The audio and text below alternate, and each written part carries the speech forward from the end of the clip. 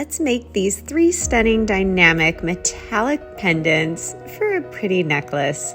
We're going to begin with 3 different types of mica powder: deep gold, sapphire chameleon shifting powder, and white iridescent.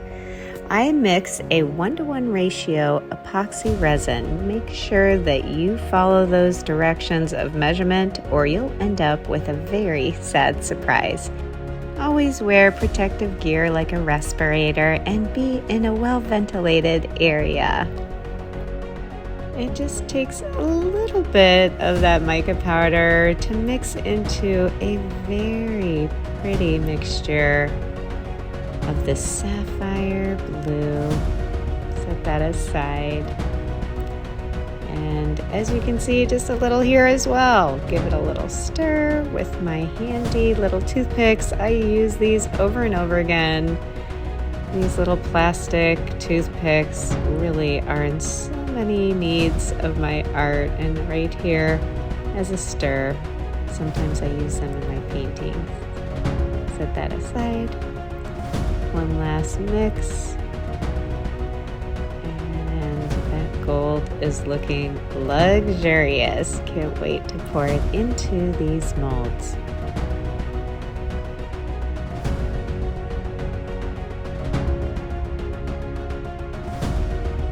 I like these little micro cups because they have a teeny little spout that helps me when I need to do specific work like this. Gently pouring it into the little mold, I cover the first layer with this gold. Now I want to definitely a little dynamic, so that white iridescent, let's put that in the center there. Give it a little top off so that the amount goes up to the top of the rim of the silicone mold. And my trusty toothpick, swirling around to give a really neat dynamic. Now to my next mold. That sapphire blue is going to be my primary base. And again, just pouring it to the edge so it settles down as a first layer. And I'd like to have a nice contrast, so I'm going to grab this pretty gold. It's more like an Aztec gold. And being opposite colors in the spectrum of colors, just want to give it a little hint, which will be fun to see how it's going to cure. Just going to let that be as it is. Now this third one, I don't have a lot left of that white iridescent. I'm going to scrape it out. Just pouring in what I can. I always like to save my materials as much as possible, and that's about good. I've got enough in there to give a little bit of a shimmer.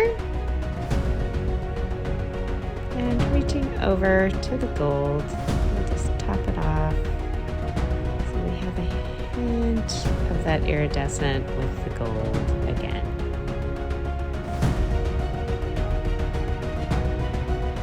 These look so pretty and rich and dynamic. You can see how the different layers really complement each other in different ways. The ones on the edges really are using the same color combinations, but because of the different applications, you can see the different dynamics. That sapphire blue in the center with that pretty Aztec underneath that got absorbed into that composition.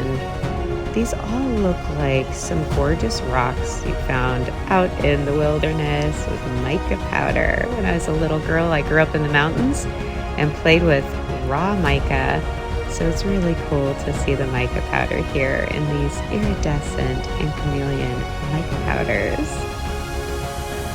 Thanks so much for joining me today as we did a fun DIY 3 pendants in resin. As always, I am wishing you happy resin jewelry making creations. Have a great day.